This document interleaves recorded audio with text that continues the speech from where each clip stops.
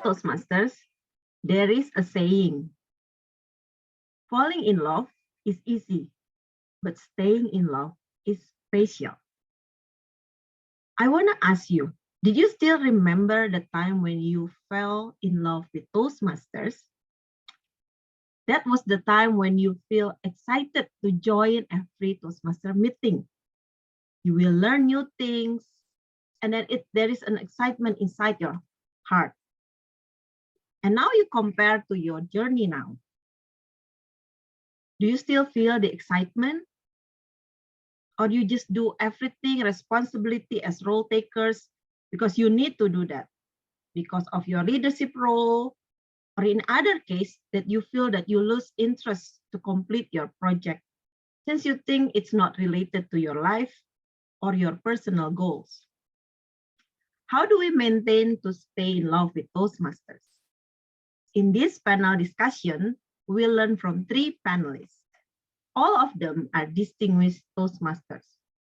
Even though they have achieved the DTM, they still maintain their love with Toastmasters until today. They never take a break in Toastmasters and keep continuing their journey in Toastmasters. I'm going to introduce each of the panelists now. For the first panelist, DTM Pipit. She joined Toastmasters in 2010. So it means this year is her 12th year in Toastmasters. She got DTM in 2020.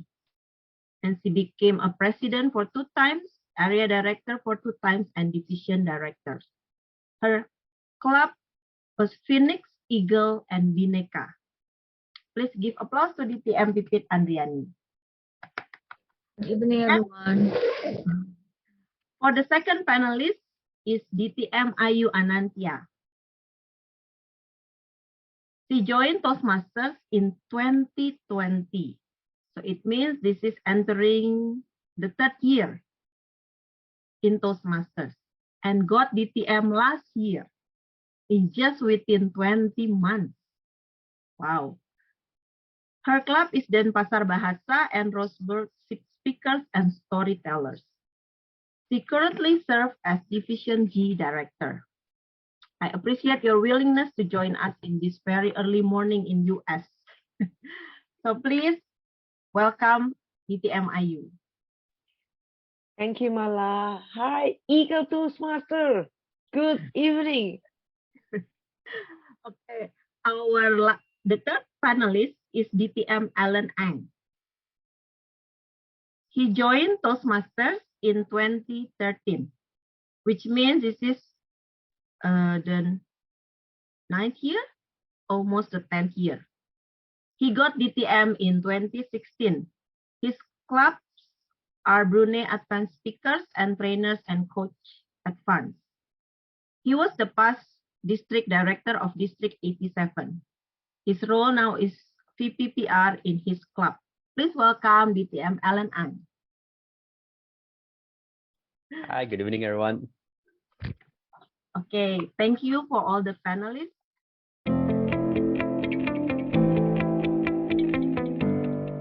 So I'm going to ask this to all panelists, the same questions. This is for guests and also for new member. For the panelists, when you join Toastmasters, what was your initial goal? And did you achieve it? Maybe start from Toastmasters DTM Pipit. Well, when I first joined Toastmasters, I didn't know what to expect. That time it was half forced by my principal. I was a teacher at Medan International School and I taught debating.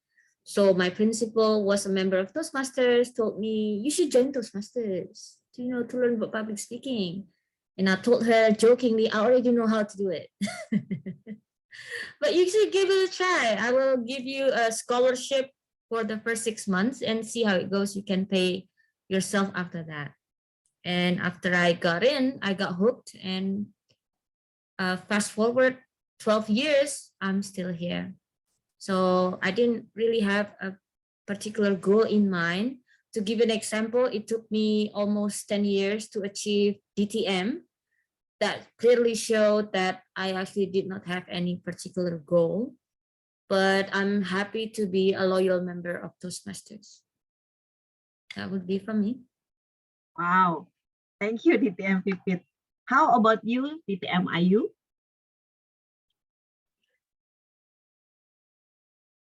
When my former lecturer introduced me to Toastmaster, it was Upu Canggu Toastmasters Club. And there's just a lot of expatriates there who speak very fluently. Fluently. And I said to myself, can I be like that person? And if anyone know, his name is Dai Manuel. So this guy, not just fluent, but able to have a very good eye contact, strong eye contact toward the audience one by one, and build the emotion.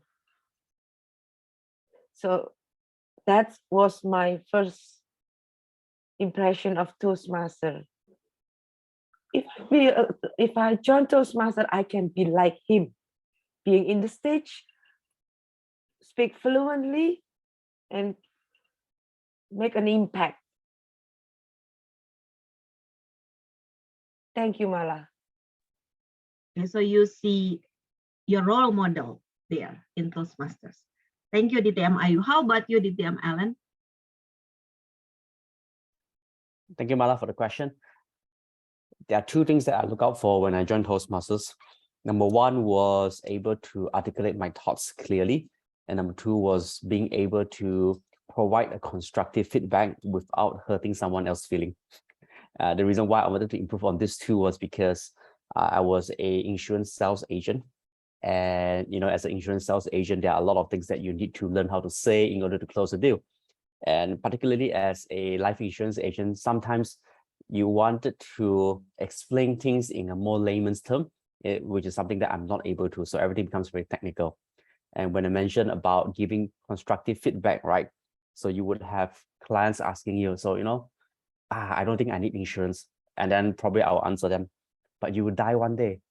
And I felt like that was not a good answer. I probably need to learn how to give feedback in a positive, constructive manner. And hence I got into Toastmasters. So there was two things, articulating my thoughts and being able to give a constructive feedback.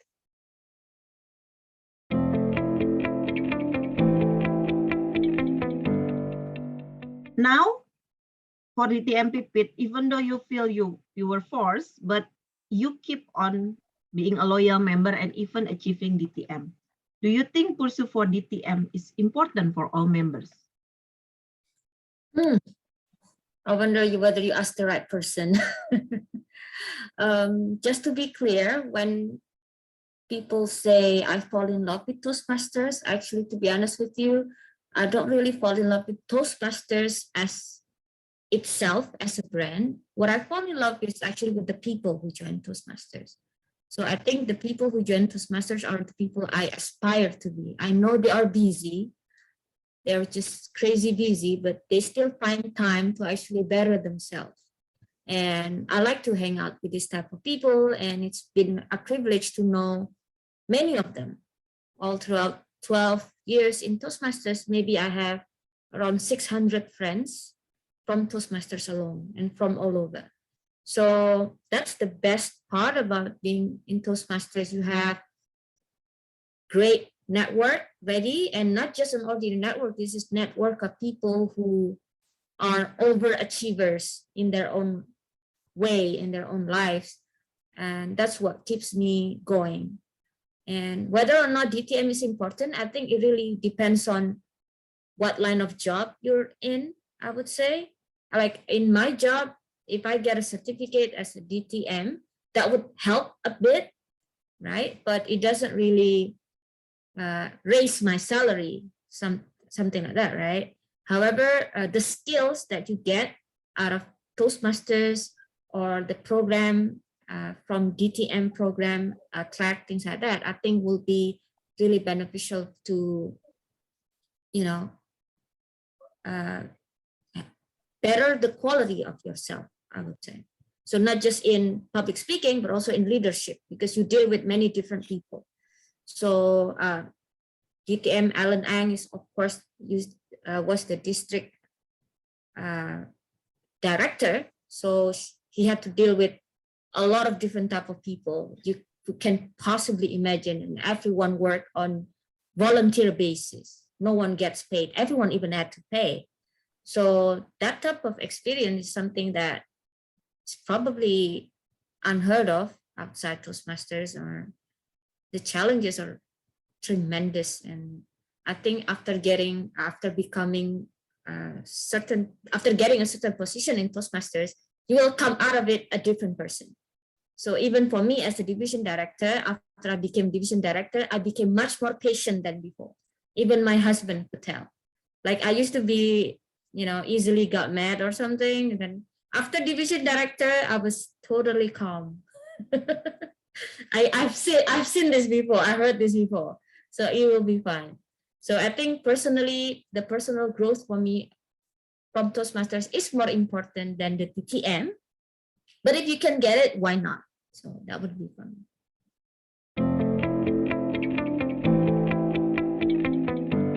Now let's ask the division director, the current division director, DTMIU.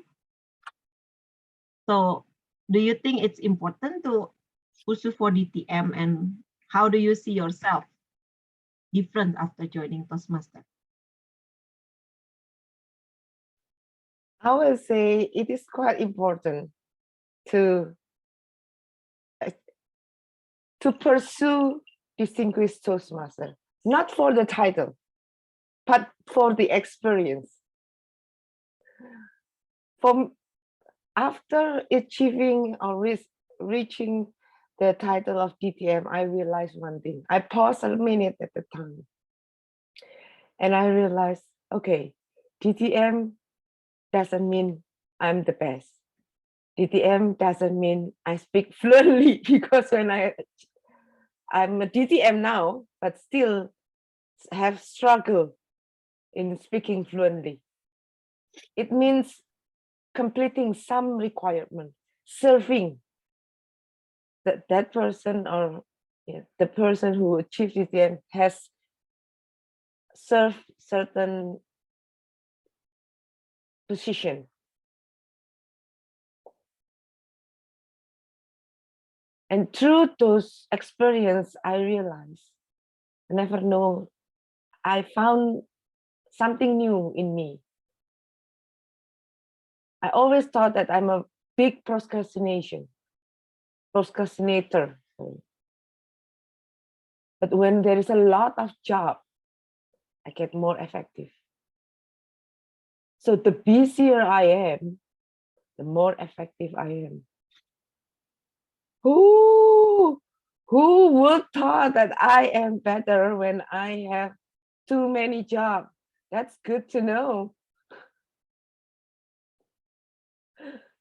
Mala, over to you.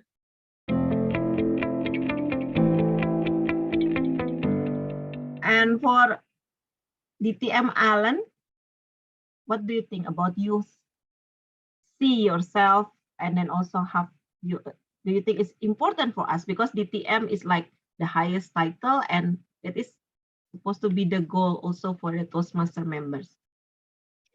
Thank you for a question. Let me put it in a way that we all can relate. So imagine you enrolling yourself to a college and a university, and then you got in and it's a 4 years course. What's the goal? Is to graduate with a certificate. So you can't really say that I don't want to graduate, I don't want that certificate. So I think it's the same as a Toastmasters program, right? Coming into the program, you can see that the DTM means that you have completed certain tasks, certain roles, whether it is in communication or leadership. So if we put it in that way, I would strongly say that it should be a goal for every member who comes in here. However, the beauty of it is you have your own time to achieve it. So instead of that 4 years, you can go by your own pace. Some people are high flyers who completed, like for example, are you completed in 20 months? We have people who are slow, persistent, steady, very consistent. They take 15, 20, 35 years. And it doesn't really matter because it's all about your own journey. It's all about your own learning experience. But at the end of the day, once you achieve it, it verified certain qualities that you have. For instance, when you graduate from universities, I graduated with a degree in accounting and finance. Am I good with accounting and finance? No. Am I an accountant right now? Definitely not. But what does that degree or what does that certificate mean? It means that I was able to work under immense pressure, learning while delivering my project. So it's all those intangible that counts. So when you're able to complete DTM, it means that you went through certain hard work, certain efforts that you put in to verify what you put in and given the results that you wanted. However, like every learning, right? Some people graduated with a degree and yet, the way that they got it, they might be slightly different, right? You see plagiarisms in universities, you see people actually not putting in their effort. It's the same thing in Toastmasters as well. But you can't deny the fact that they completed their so-called journey. So what I say is that we all should set DTM as a goal, but focus on the journey, focus on the learning experience. Because how you got there, I think it's more important than if you ever get there, especially in Toastmasters, because you want to be able to live up to the aspirations that people see in you. Imagine you are being called or addressed as a distinguished Toastmasters, and you're not able to carry it well. I don't think it is a dent to the brand or is a dent to the club. I think it is something that you do not fulfill yourself. So for all the younger members out there, I strongly encourage all of you to set DTM as an ultimate goal. At least try to achieve that. But along the way, enjoy the process, but do it the right way. Because when you do it the right way, the amount of things that you're able to learn and get from is more than what you can ever think of. So that is my take on the title of DTM.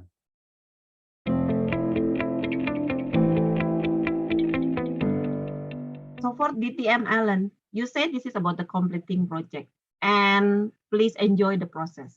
And we cannot deny that the process, when we do as the member, do the not only completing project, but for the taking the role takers, sometimes it's kind of no interest. I mean, you just do it because you already know, you just have to do it.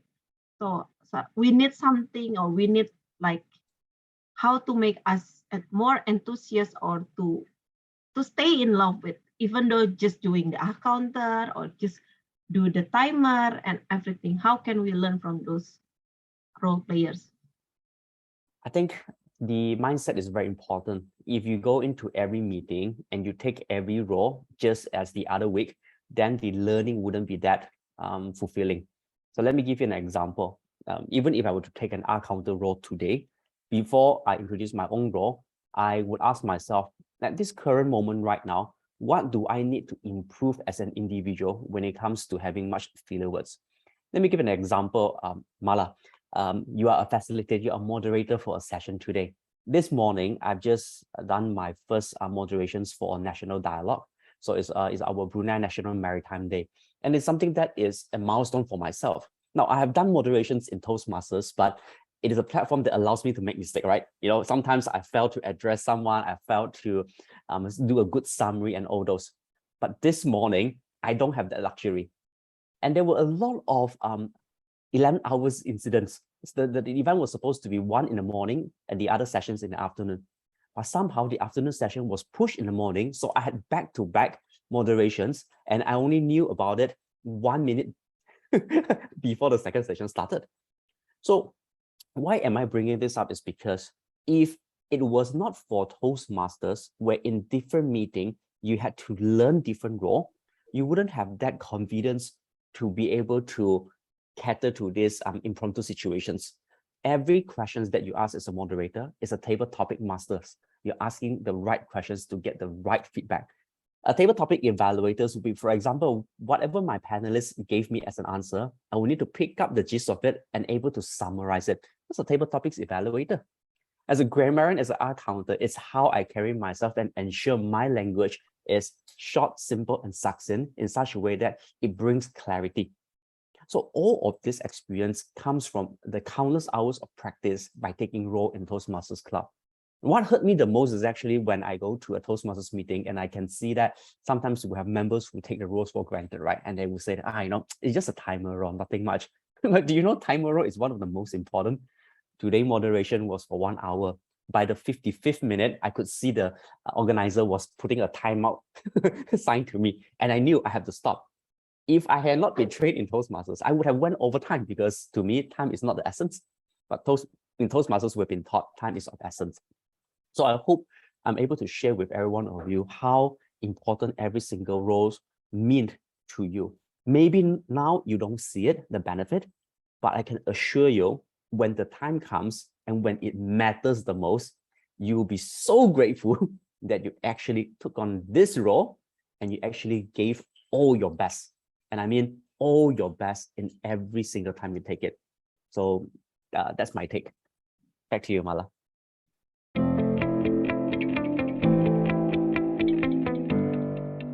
Now, I also want to hear from BTMIU.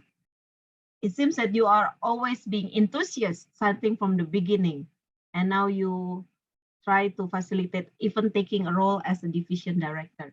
How do you motivate yourself to stay committed in Toastmasters? The hard skill and the soft skill that I get in Toastmaster is just unbelievably huge. I was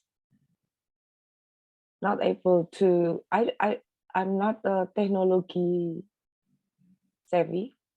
I don't know anything about Zoom, or if I know about computer, it's just Microsoft, Excel, Word, and that's all.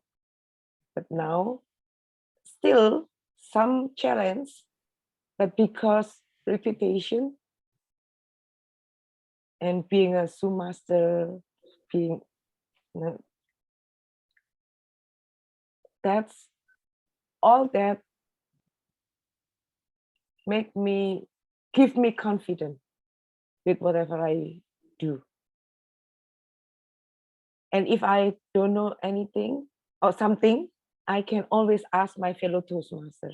So in Toastmaster, I never feel alone. Always someone will help me find my way towards something. For example, I never understand about VPPR. VPPR role is the last role that I took, and that is this year. I just made my first poster, which 2 years ago I tried using Canva, still cannot figure it out. And I asked Danny Surya. I believe everybody know Danny Surya. I asked Danny 1 hour session with Danny, free of charge, only in Toastmaster, to show me what button to click, really just what button to click, how to put color on that. So that's 2 years ago. That's where I was. And today, maybe not a huge difference in terms of technology, but at least I am better today.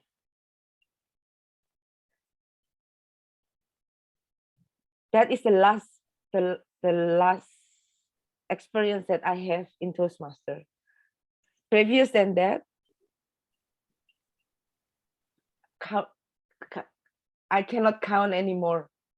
From the speaking ability until today, I believe I have improved so much in terms of filler word. I can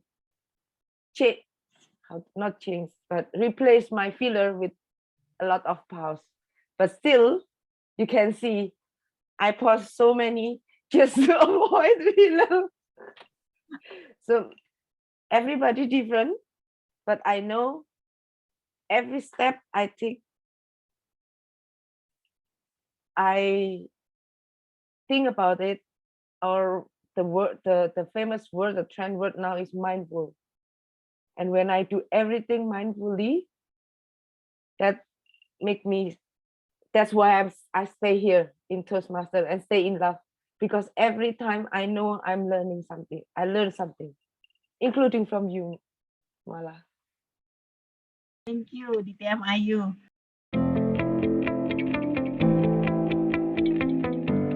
You are a loyal member of Toastmaster. Even now, I think you are the one of the initiator of Bineka Toastmasters online. With Yes. how do you keep your commitment like that? It's hard to say because I don't deserve to be called that dedicated. I'm trying my best. However, there used to be a member in Toastmasters who is now passed away. Always told fellow members, it's not about you. It's not about you. It's always about other members. And I'll always remember that. So I think serving others is the main reason why Toastmasters still exists almost 100 years. Because the members know that even though they don't know whether becoming an accounter will be important for them or not specifically, but they do it anyway because they want to serve other members. You know, I think it shows the quality of a person. Like we've seen someone who is a senior members, but still taking a role as accounter, timer, which is probably for other people like the secondary or tertiary role in a meeting, right? And they don't mind doing it because that's how they want to serve others. So someone has to do it, and it doesn't matter who, right?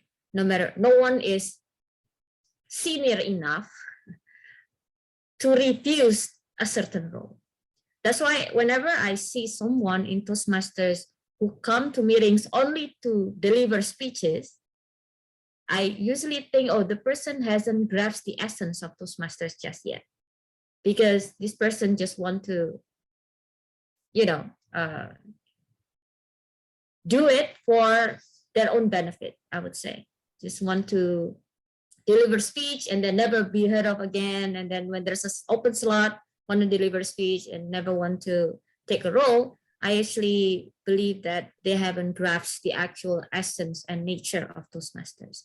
So I do believe the actual essence of Toastmasters is actually serving others. And probably at the same time, people ask, why do we need to serve others? We're busy already with our own lives, right? We have enough. We have family, we have friends, we have boss and colleagues to serve. Why do we willingly look for more people to serve? And that's what I think makes Toastmasters very interesting, people who keep joining Toastmasters, because they knowingly look for opportunities to contribute to the society. So I think taking a role is not just for the benefit, like I will learn how to do this, but it really shows what kind of person you are, in my opinion. And I really hope people give it a chance to take various roles, not just the main ones, I would say. So that was From DTML, Toastmaster is a safe place to make mistakes, and we learn many things from the role, taking a role. For DTMIU also, this is a good community. We can ask to someone, the expert, about things that we cannot do. And also from DTM Pipit, it's serving others. That is, I think those values are very important, and the thing that can motivate us to stay in Toastmasters.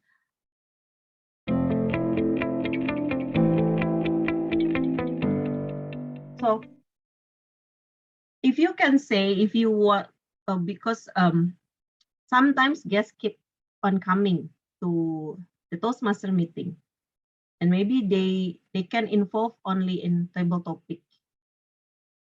do you have any personal experience to motivate them or to see them? Any of you wants to answer?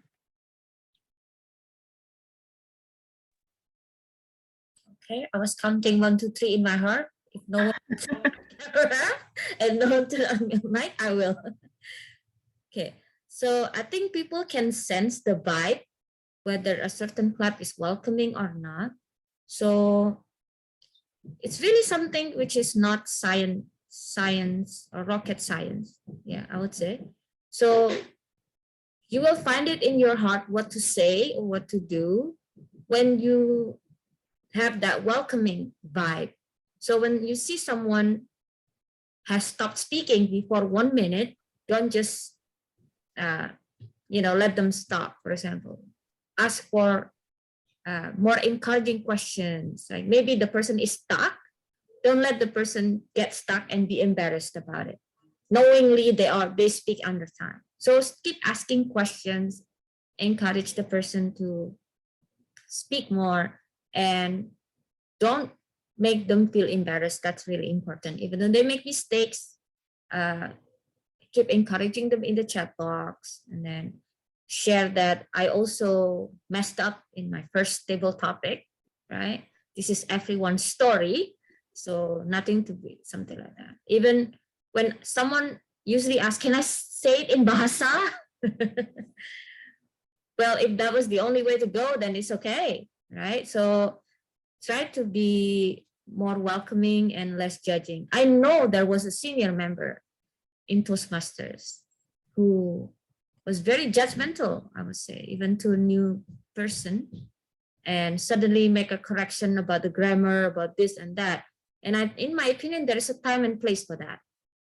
Like you don't want to terrorize your first time guest by pinpointing the mistake, blah, blah, blah, and your pronunciation and blah, like, yeah, we know. Is it time to tell them now? No. So I think if you have the welcoming vibe, you will know what to say and how to act when there are guests in your club.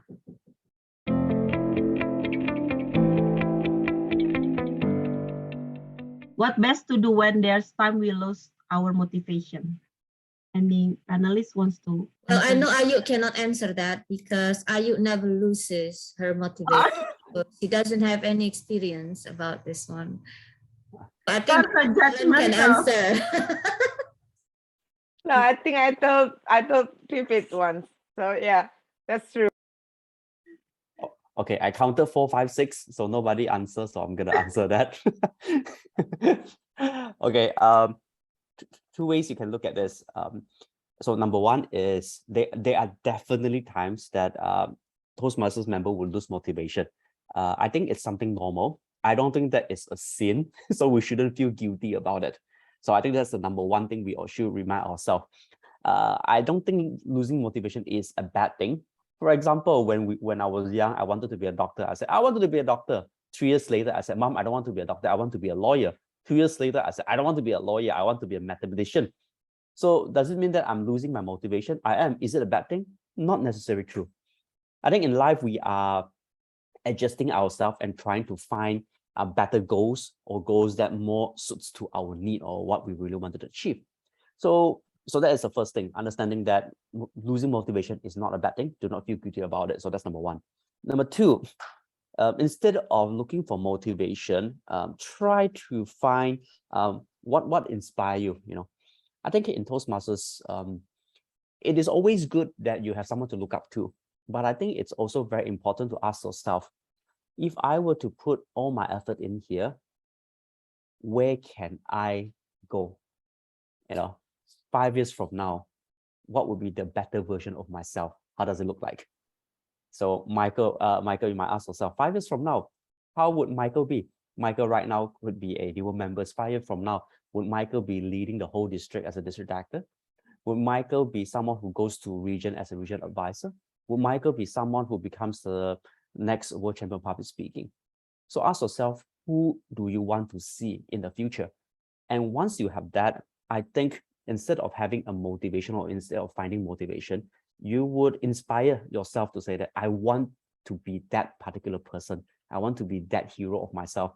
And I think that would be a better way to lead yourself out of, those motivation thing. Pipit says it well, right? Simon Sinek says, find your why. And sometimes, I ask myself, why am I doing this? It can get very philosophical, right? But I think it works. It works for me, at least. And that's also one of the things that, after district directorship, I also asked myself, what's next? Because when I started, the goal was, let's win a district speech, and let's become a DTM. When I got it, I took a 1 year off and asked myself, what do I want? I said, okay, let's make some difference by becoming a district director. But that's all over right now. So I had my 1 year off. Now I'm thinking, what's next for me? And if I can't find it, it's okay. Stay as a member, continue to contribute, because at least this is a place where you have gotten so much growth. It's good to give back, because the more you give back, eventually you will find a better or bigger purpose for you to move forward. So Michael, hopefully that answers your question.